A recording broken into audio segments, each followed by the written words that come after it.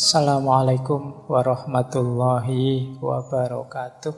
Bismillahirrahmanirrahim. Kita lanjutkan ya. Sekarang kita mulai masuk ke menjelajahi novel-novelnya Dostoyevsky ini. Nanti kita klasifikasi isu-isu yang banyak diangkat dari novel-novel ini. Oke, ambil nafas sebentar biar rileks. Yang pertama, ini kita angkat isu tentang manusia atau kenyataan diri manusia. Nah, ada beberapa kalimat yang saya ambil dari novel-novelnya Dostoyevsky ini tentang kenyataan diri manusia. Misalnya dari novel Notes from the House of the Dead. Ini judulnya seperti nama game ya. Jadi rumah kematian atau kadang diterjemah rumah pemakaman. Di salah satu bagian novel itu Dostoyevsky menyatakan manusia adalah makhluk yang dapat membiasakan diri terhadap apapun. Dan menurutku itulah definisi terbaik tentang dirinya. Jadi ini dari sini sebenarnya kelihatan corak eksistensialnya manusia. Jadi manusia itu bisa jadi apa saja. Bisa membentuk dirinya seperti apapun yang dia inginkan. Jadi kita itu ingin jadi orang yang tangguh, pantang menyerah, tidak gampang putus asa, bisa. Sebaliknya kita juga bisa jadi orang yang cengeng, males, tidak mau kerja, nunggu pertolongan orang lain saja, itu pun ya bisa. Manusia itu lengkap. Kalau bahasanya Al-Quran, fa'alhamaha fujuraha wa taqwaha. Allah menganugerahkan pada kita fujur dan juga takwa. Kita mau jadi orang takwa, ya kita punya daya untuk itu. Kita mau jadi orang nakal, orang culas, orang jahat, ya kita punya daya. Kita mau jujur bisa, kita mau jadi pembohong juga bisa. Disitulah justru definisinya manusia. Jadi manusia itu, kata Dostoyevsky, makhluk yang dapat membiasakan diri terhadap apapun. Nah, nanti dilanjutkan dengan kalimat seperti ini. Setiap semut tahu cara membuat sarang semut. Setiap lebah tahu cara membuat sarang lebah. Mereka tahu dengan caranya sendiri, bukan dengan cara kita. Hanya manusia yang tidak tahu cara hidupnya sendiri. Nah, ini juga mungkin penjelasan tambahan. Jadi manusia itu lahir ke dunia, muncul di muka bumi ini bukan paket jadi. Jadi isi kedirian manusia itu potensi-potensi.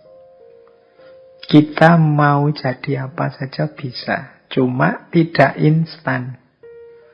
Kita harus berusaha dulu, belajar dulu, membiasakan diri dulu. Baru nanti kita bisa jadi apapun yang kita inginkan. Beda dengan binatang, beda dengan semut, beda dengan lebah. Semut itu tidak perlu sekolah, dia otomatis bisa membuat sarang semut. Lebah itu tidak ada kursusnya, dia bisa bikin sarang lebah. Kalau kita manusia kan enggak. Kita bikin baju ya kalau enggak kursus menjahit, bikin baju ya enggak bisa bikin baju, apalagi bikin rumah kita. Harus belajar dulu. Manusia perlu belajar, perlu pembiasaan untuk bisa hidup. Tidak paket jadi, tidak instan. Jadi kalau ada orang merasa saya itu sebenarnya potensi saya besar, ya potensi besar itu tidak cuma kamu, semua orang juga potensinya besar. Tergantung mana di antara potensi-potensi itu yang mau kamu aktualkan. Nah, ini uraian yang positif. Menurut saya mudah dipahami tentang kenyataan manusia.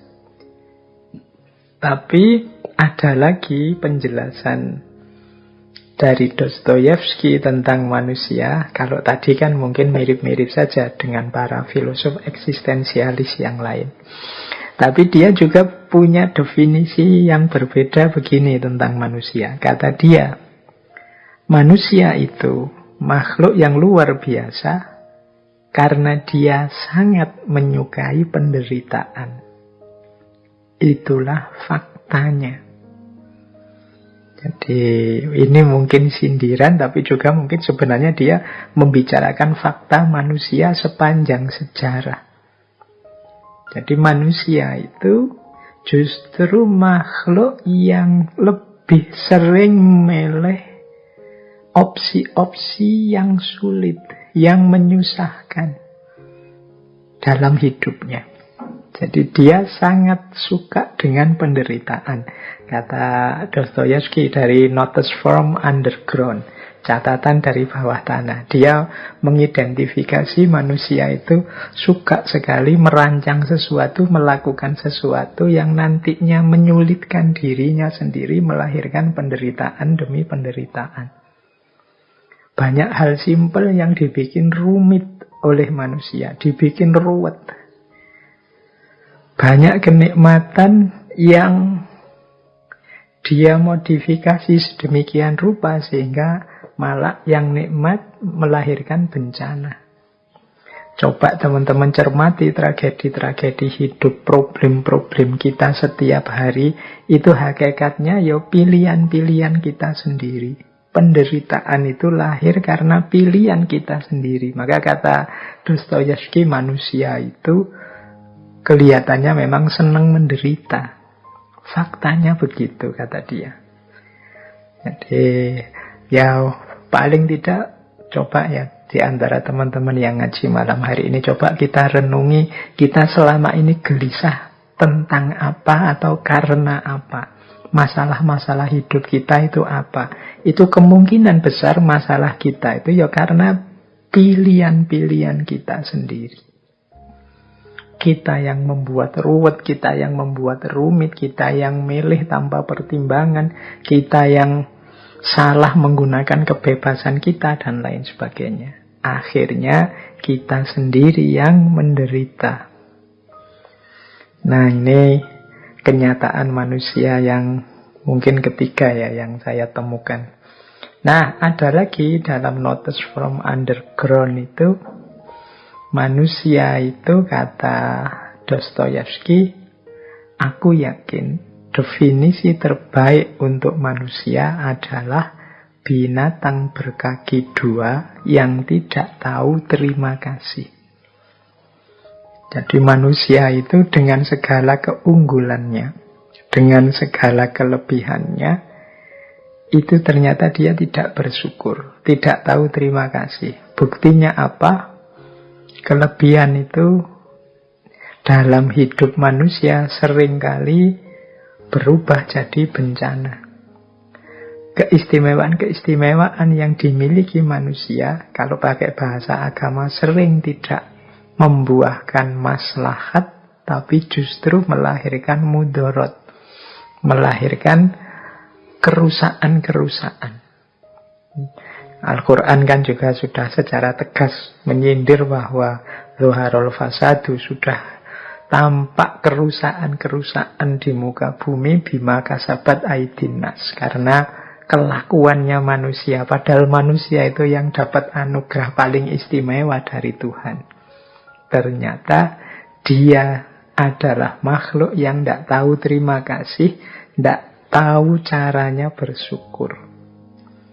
Ini sindiran ini mungkin mirip ayat ya. Manusia itu khuliqa halu'a, makhluk yang selalu berkeluh kesah, tidak sadar bahwa dia ini sudah diistimewakan sedemikian rupa oleh Tuhan dengan berbagai fasilitas hidup yang sangat elit, sangat luar biasa.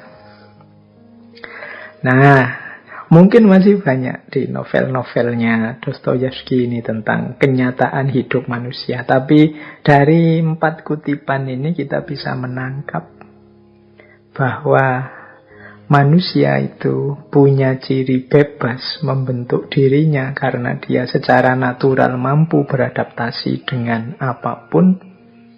Ini juga sekaligus menunjukkan kunci hidupnya manusia ada pada manusia sendiri, tidak seperti binatang yang paket jadi. Yang kedua, problem-problem dalam hidup manusia itu sebenarnya yang hasil pola dan ciptaan manusia sendiri. Karena kalau melihat sejarah, seolah-olah manusia itu memang lebih suka penderitaan.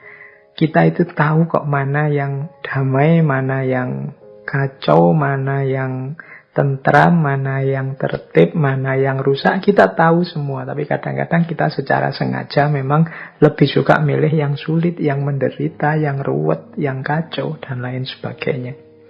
Dan ini merupakan bukti bahwa kita itu makhluk yang tidak tahu terima kasih. Sudah diberi keistimewaan seluar biasa itu, masih saja seruwet ini, sekacau ini kehidupan kita. Nah, lanjut ya. Kalau tadi kenyataan manusia, ada lagi kenyataan alam semesta. Jadi alam semesta ini ya punya kenyataannya sendiri yang berbeda dengan manusia. Dan Dostoyevsky lebih melihat alam semesta di sekeliling kita itu tantangan bagi kita. Kata Dostoyevsky dalam Notes from Underground, alam tidak meminta izinmu. Ia tidak peduli keinginan-keinginanmu atau apakah engkau suka hukum-hukumnya atau tidak. Engkau diwajibkan menerima apa adanya dan juga segala hasil akibatnya. Jadi alam di sekeliling kita, saya bilang tadi, dia berbeda dengan manusia. Dia tidak punya kebebasan untuk milih atau mengatur apa yang ingin dia tampilkan, apa yang tidak. Alam itu paket jadi. Dia melakukan sesuatu atau membuahkan sesuatu atau terjadi apa tentang dirinya, itu ya tidak minta izin kita. Dia tidak peduli keinginan kita. Wah, saya ingin mbok yo sekarang tidak hujan. Alah, kok ternyata malah hujan. Saya inginnya sekarang hujan, malah tidak hujan-hujan. Itu kan suka-suka alam. Dia punya rumus sendiri yang kita kenal dengan sunnatullah, hukum alam. Nah, yang ini manusia mau tidak mau menerimanya dengan segala hasil dan akibatnya. Ini yang saya sebut ya di mata Dostoyevsky, kenyataan alam sekeliling kita, sunnatullah, ini tantangan. Ini menarik nanti dalam Dostoyevsky. Dia menjajaki kemungkinan bisa ndak ya manusia itu menantang sunnatullah itu menyiasati hukum-hukum alam ini sesuai kepentingannya dengan landasan kebebasannya.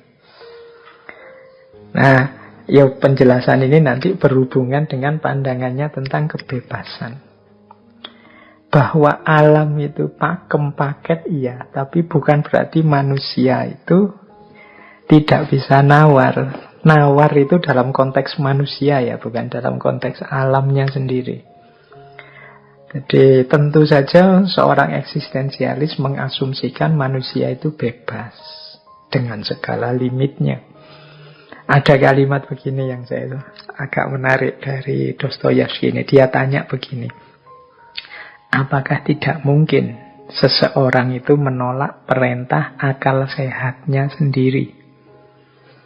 Apakah salah bila aku berkata bahwa 2 tambah 2 bukan 4, tapi 5? Bukankah aku memiliki kebebasan untuk berkata sesuai dengan pilihanku sendiri? Sekalipun pilihan itu bertentangan dengan akal sehat dan hukum alam. Bahwa menurut akal sehat dan hukum alam, 2 ditambah 2 adalah 4. Tetapi bagaimana bila aku mengatakan bahwa 2 ditambah 2 adalah 5, atau 10, atau 100, atau bahkan 0. Semata-mata untuk menunjukkan bahwa aku tidak mau diatur oleh ilmu pasti dan akal sehat. Nah, ini menurut saya kalimatnya menarik ya. Jadi berani tidak kita begitu? Untuk sebenarnya gagasan ini disampaikan oleh Dostoyevsky dalam rangka menasehati kita, menunjukkan pada kita. Karena memang orang modern itu terlalu patuh pada apa yang kita sebut sebagai akal sehat. Logika, mudahnya begitu. Padahal dalam hidup ini, ya kadang-kadang yang tidak logis, yang tidak masuk akal itu ya terjadi saja. Dan sering, dengan berbagai konteksnya. Kalau itu dihubungkan dengan manusia. Kan banyak dalam dunia kita sehari-hari ini hal-hal yang tidak masuk akal. Tidak nyambung kalau pakai pikiran biasa. Tapi memang terjadi, faktanya begitu. Meskipun mungkin yang tidak ngalami juga mungkin akan membantah itu. Tapi menurut Dostoyevsky ya terlalu setia pada akal sehat. Logika yang berlebihan itu juga nanti merugikan manusia sendiri. Karena mempersempit opsi-opsi kebebasannya manusia. Ada kalimat lebih lanjut tentang itu. Ada kalimat begini dalam novelnya itu. Saya setuju bahwa 2 kali 2 adalah 4. Itu hal yang luar biasa. Tetapi jika kita memberikan pujian, maka 2 kali 2 menjadi 5. Terkadang juga merupakan hal kecil yang menarik. Dalam dunia manusia kan ada misalnya namanya untuk membesarkan hati. Karya yang biasa-biasa saja kita puji setinggi langit misalnya. Itu kan tidak 2 tambah 2, 4. Kalau 2 tambah 2, 4, ya karya biasa kita ucapkan biasa. Karya luar biasa kita ucapkan luar biasa. Karya jelek kita omongkan jelek. Akal sehatnya kan begitu. Tapi dalam situasi tertentu kan kita tidak bisa seperti ini. Berhadapan dengan manusia yang situasinya beragam, dinamis, kadang-kadang kita perlu 2 tambah 2, 5. Atau 1 tambah 1, 4 misalnya. Jadi lihat situasinya. Ini saya tiba-tiba ingat. Teman-teman mungkin juga masih ingat ya. Dulu waktu kita belajar Konfusianisme, itu ada cerita Konfusius dengan muridnya. Muridnya ini namanya Yan Hui. Yan Hui ini seorang pejabat. Jadi satu ketika Yan Hui ini jalan-jalan di pasar, melakukan inspeksi. Terus lihat ada orang gegeran. Seorang pembeli dan penjual. Nah, ada pembeli yang ngotot bahwa mungkin karena sudah selesai belanja terus hitung-hitungan. Jadi si pembeli ini ngotot. 3 kali 8 itu 23. Nah, penjualnya ya enggak, 3 kali 8 itu ya 24. Di mana-mana ya 24. Ini rame, ayel-ayelan. Terus Yan Hui datang. Terus tanya, ini ada problem apa? Ternyata problem hitung-hitungan. Yang satu bilang 3 kali 8, 23. Yang satu bilang 3 kali 8, 24. Nah, Yan Hui, ya karena dia orang pinter, orang terdidik. Dia tahu yang benar ya 3 kali 8, 24. Maka dia bilang, ya enggak, yang benar 3 kali 8, 24, bukan 23. Nah, pembeli yang tadi ngotot 3 kali 8, 23 enggak terima. Kamu siapa emangnya? Lu saya Yan Hui, saya muridnya Konfusius. Ah, kamu cuma murid. Kalau gurumu yang bilang bahwa 3 kali 8, 24, aku baru percaya. Kata Yan Hui, ya sudah, kalau gitu ayo kita tanya ke guruku, ke Konfusius. Nah, pembeli ini terus mantep. Ya sudah, ayo. Nanti kita tanyakan ke gurumu. Kalau ternyata memang 3 kali 8 itu jawabannya 24 bukan 23, aku rela kepalaku kamu penggal. Terus katanya Yan Hui, ya sudah kalau kamu begitu ya nanti kalau ternyata yang benar adalah 3 kali 8 itu 23. Jabatanku aku serahkan padamu. Kata Yan Hui begitu. Nah terus ngadeplah pada Konfusius. Begitu ketemu Konfusius, ditanyalah problem ini, wahai guru, berapa 3 kali 8? Ini Yan Hui sudah mantep ya, gimana-gimana pakai logika akal sehat ya 3 kali 8 itu 24. Terus malah Konfusius tanya, mengapa kok bertanya begitu? Ceritalah mereka ini tentang situasinya, termasuk taruhan tadi. Kalau jawabannya 24, pembeli ini akan menyerahkan kepalanya. Sementara kalau jawabannya 23, ya Yan Hui menyerahkan jabatannya. Akhirnya Konfusius terus jawab, kalau begitu menurutku yang benar 3 kali 8 adalah 23. Nah, senenglah pembeli ini. Yan Hui pucet. Iki gimana punya guru kok katanya orang paling pinter, jawabannya kok melenceng. Jangan-jangan sudah pikun. Tapi ya sudah resiko kesepakatan tadi. Akhirnya dia menyerahkan jabatannya. Begitu pembeli tadi pergi, proteslah Yan Hui, wahai guru, masa dalam rumus apa, dalam cerita apa kok bisa 3 kali 8, 23? Harusnya kan 24. Ya kata gurunya, kata Konfusius, ya kamu melihatnya jangan hanya di level itu. Kalau pakai Dostoyevsky tadi, jangan lihat akal sehatnya saja. Coba kamu lihat, kalau aku bilang 3 kali 8, 24, akan ada nyawa yang hilang.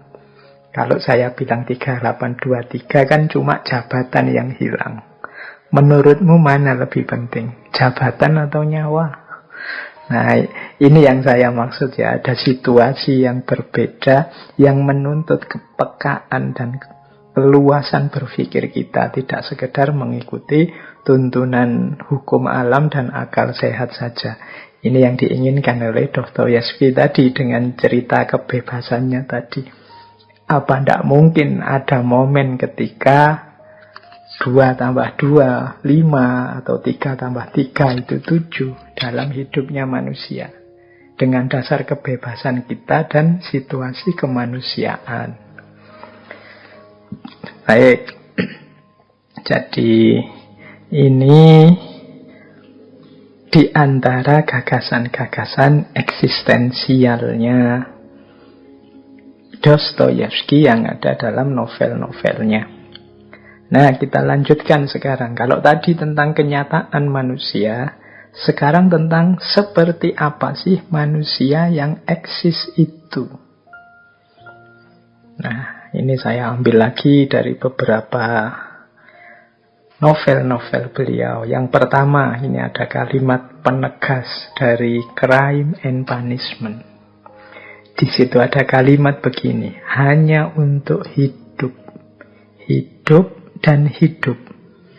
Hiduplah seperti apapun caranya. Ini menurut saya ya kunci manusia yang eksis itu ya pertama dia harus hidup. Siap hidup, berani hidup.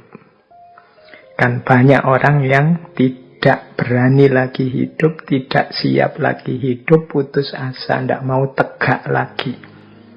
Mungkin karena merasa berdosa, mungkin karena merasa melakukan kesalahan-kesalahan atau menganggap dirinya terlalu rendah, tidak pantas lagi hidup.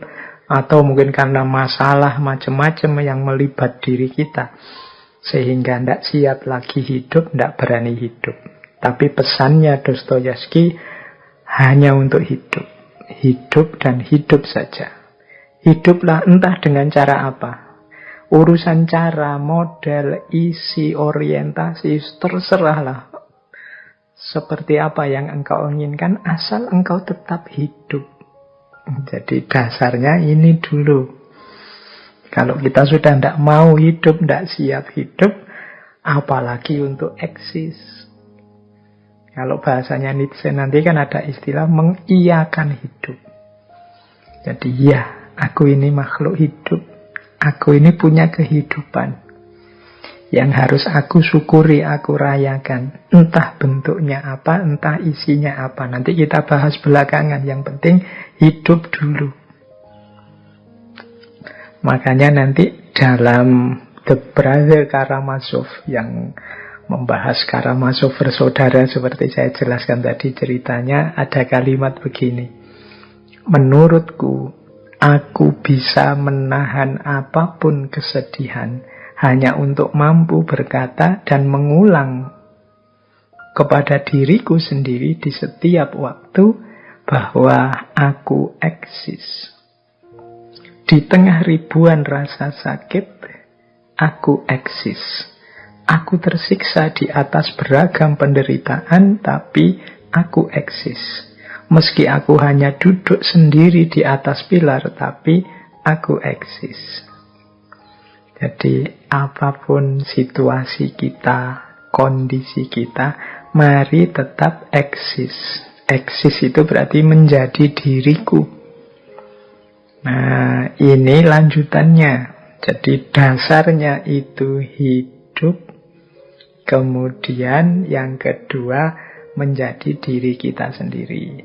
Itulah eksis. Meskipun pahit, meskipun sedih, meskipun menderita, meskipun penuh rasa sakit, tetaplah jadi diri kita sendiri apa adanya. Tidak palsu. Nah, jadi itu semacam level ya, meskipun ini dari novel yang berbeda. Diawali dari tuntutan untuk kita tetap hidup, kemudian selanjutnya ayo eksis, hidup sesuai versi yang kita inginkan. Nah, kalau sudah level 2 ini baru level ketiga. Ini masih dari novel The Brother Karamazov. Kata Dostoyevsky, misteri dari eksistensi manusia tidak hanya terletak dalam hidupnya saja, namun dalam menemukan tujuan hidup. Ini lanjutannya. Jadi aku eksis sesuai yang aku inginkan dan aku tahu tujuanku kemana. Inilah manusia yang eksis. Jadi bukan yang asal eksis, tidak tahu mau kemana, untuk apa. Yang asal eksis itu ya kemungkinan dia tidak sadar tentang dirinya. Jadi misterinya manusia itu bukan bahwa dia hidup, tapi dia punya tujuan hidup. Ini yang jadi kunci membedakan manusia dengan binatang. Tidak asal ada, tidak asal eksis, tapi juga punya tujuan, punya orientasi. Makanya dalam eksistensialisme seperti saya jelaskan tadi, tampak upaya manusia untuk memaknai hidupnya, membentuk hidupnya, mewujudkan tujuan-tujuan hidupnya. Nah, ini level 3. Jadi yang pertama tadi, ayo hidup, ayo eksis, ayo punya tujuan. Biar hidup dan eksistensi kita tidak asal-asalan. Nah, baru kemudian yang keempat. Kalau ini saya ambil dari Crime and Punishment. Ada kalimat begini. Melakukan kesalahan karena mengikuti jalan kita sendiri itu lebih baik daripada menempuh kebenaran hanya karena mengikuti jalannya orang lain. Nah, yang keempat ini lanjutannya. Jadi kita tadi kan eksis menjadi diri kita, menetapkan tujuan. Itu harusnya versi kita, tidak sekedar ikut-ikutan. Kalau hanya ikut-ikutan, ya kita tidak jadi eksis, tidak jadi diri kita. Ayo menetapkan tujuan, ayo mengorientasi hidup sesuai dorongan dari dalam diri kita. Lupa kalau kita baca buku, belajar, mendengarkan orang lain menasehati, dan lain sebagainya, itu kan boleh. Boleh, tapi nanti keputusan apa yang kita ambil Apakah nasihat itu kita terima atau tidak? Apakah isinya buku kita setujui atau tidak? Apakah ceramah ini saya sepakati atau tidak? Itu keputusanku sendiri. Tidak sekedar karena aku ikut begitu saja. Aku manut saja orang ngomong apa, bicara apa. Enggak. Ya, semua yang lain itu pertimbangan-pertimbangan saja. Nah, keputusannya ada di tanganku. Jadi, selanjutnya kita diajari dalam crime and punishment itu memutuskan sendiri, milih jalan sendiri.